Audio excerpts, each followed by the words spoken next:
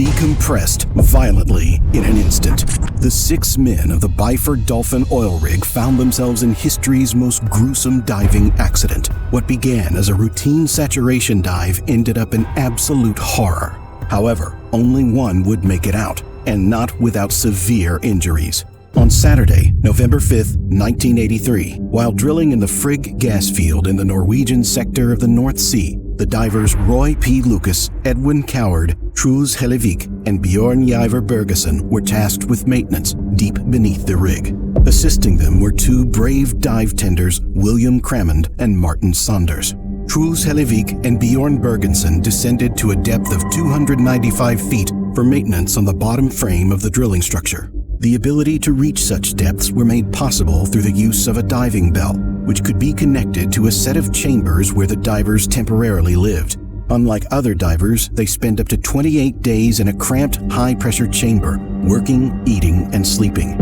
On the Byford Dolphin, the oil company expected the divers to work long 18-hour shifts on barely 3 hours worth of sleep before forcing them to work again. The pay was excellent, often averaging $30,000 to $45,000 per month, but the work environment was claustrophobic and challenging. The oil rig relied on hundreds of crew members to work very hard at the same time, but they had no idea what was about to happen. The 4 divers' routine procedures would soon become a nightmare. As they entered the pressurized living chambers, the bell chambers consisted of Chamber 1, Chamber 2, an escape capsule attached on top of a lifeboat, and a trunk that was connected to the diving bell. The bell would then clamp onto this trunk as the 2 diving tenders, William Crammond and Martin Saunders, operated it from the outside on the rig. The pressurized chambers were stationed on the rig, while the diving bell could be separated to descend to the required depth. This setup allowed for the optimal utilization of time and resources, streamlining the transition between the high-pressure underwater environment and the pressurized living quarters. When diving below the surface of the water, pressure is a diver's worst enemy. Ambient pressure increases by approximately 1 atmosphere for every 33 feet of water depth. Each additional atmosphere adds a crushing force equivalent to 14.6 pounds per square meter on the body. The main issue with diving is not descending to high pressures, but returning from those depths. When submerged deep enough, the increasing water pressure causes nitrogen and helium to dissolve into the bloodstream, saturating it in proportion to the rise in pressure. This saturation occurs as the divers breathe a specialized mixture of gases inside the chambers, typically including helium and oxygen, known as heliox. This mixture is adjusted based on the depth of the dive, hence the term saturation diving. If divers resurface too quickly, the rapid pressure release leads to decompression sickness, or the bends. The condition forces the dissolved nitrogen in the bloodstream to become a gas again, forming nitrogen bubbles throughout the body. The bends can cause nausea, dizziness, severe joint pain, paralysis, and even death. The only way to prevent decompression sickness is to cautiously return to the surface, allowing sufficient time for the nitrogen to diffuse naturally. However, the oil industry isn't known for its patience. On this routine day, the life support technicians ensured that the air composition in the hyperbaric chambers matched what the divers needed to breathe underwater. At the same time, the dive control team operated the diving bell, which they raised and lowered on a crane as they monitored the divers' activities. At 4 a.m., Truls Hellevik and Bjorn Bergeson had just completed their maintenance work at a pressure of 9 atmospheres required for a depth of 295 feet and ascended back to the surface using the diving bell. Upon reaching the surface, the diving bell needed to be reattached to the diving chambers, both operating at the same atmospheric pressure. Meanwhile, on the surface, Roy Lucas and Edwin Coward were resting, ready to take over the next shift when Truls and Bjorn returned.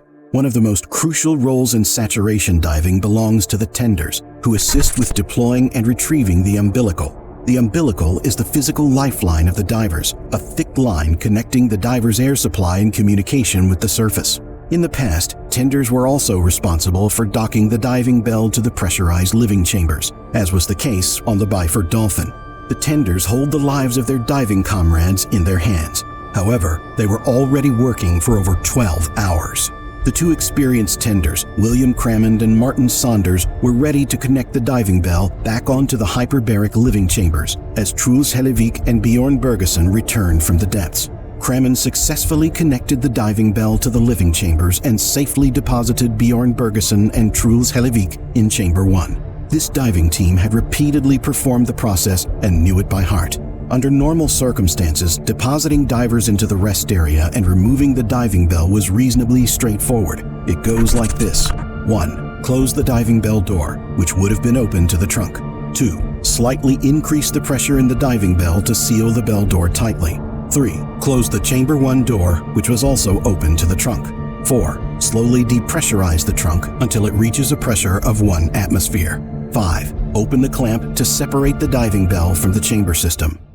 Suddenly, all hell broke loose. Kramen opened the clamp, causing a chain reaction that violently decompressed the chambers. The diving bell disconnected before the chamber doors fully closed, releasing an explosive depressurization. The pressure differential tore through the living chambers, yanking Hellevik off his feet as it indiscriminately rampaged around the deck.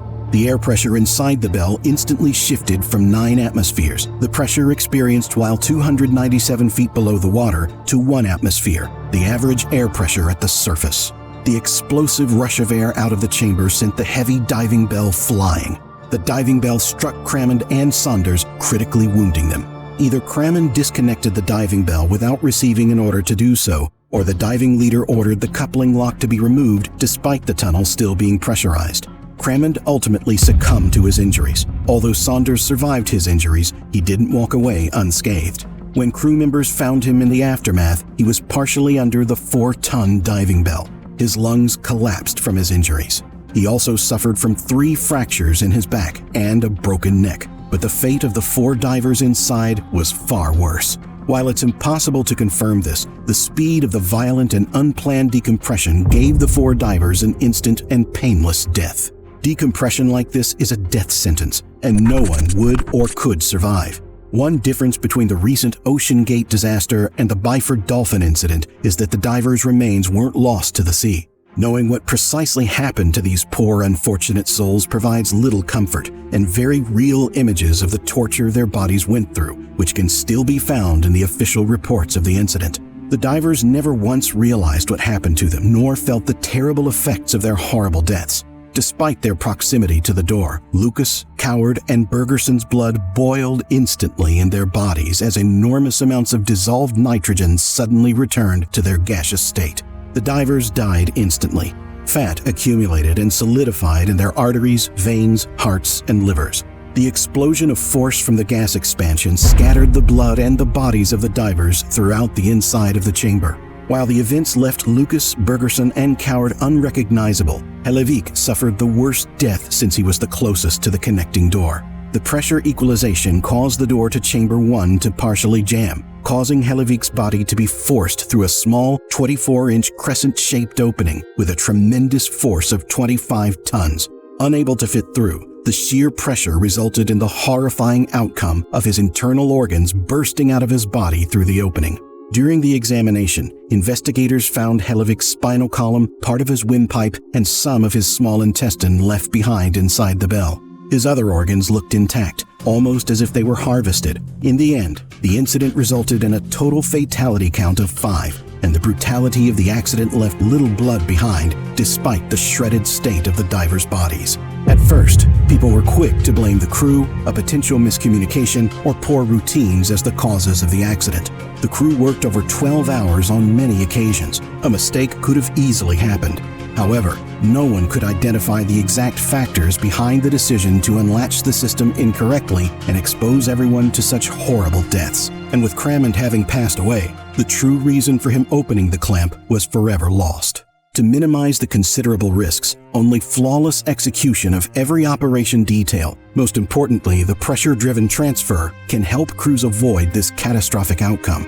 However, the North Sea Divers Alliance, a group of activists made up of active divers and the victims' relatives, believed that negligent higher-ups issued the Byford Dolphin divers faulty equipment.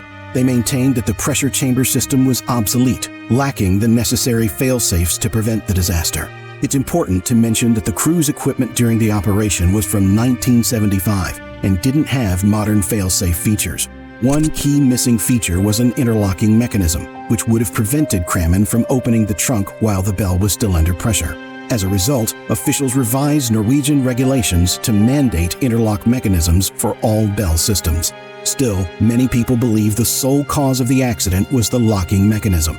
Regrettably, it took decades for the Norwegian government, which was in charge of the Byford Dolphin in 1983, to acknowledge their responsibility for the incident and compensate the families of the deceased men. It was only in 2009 that the government provided undisclosed settlements to the families of all 6 victims, including Saunders. According to the report, faulty equipment caused the accident rather than human error. In addition to faulty equipment, the loud environment interfering with communications and unclear orders contributed to the accident. The Byford Dolphin rig was a prominent fixture in offshore drilling for over 4 decades, operating in various locations worldwide. By 2016, they decommissioned the Byford Dolphin rig, ending the saga in the oil and gas industry.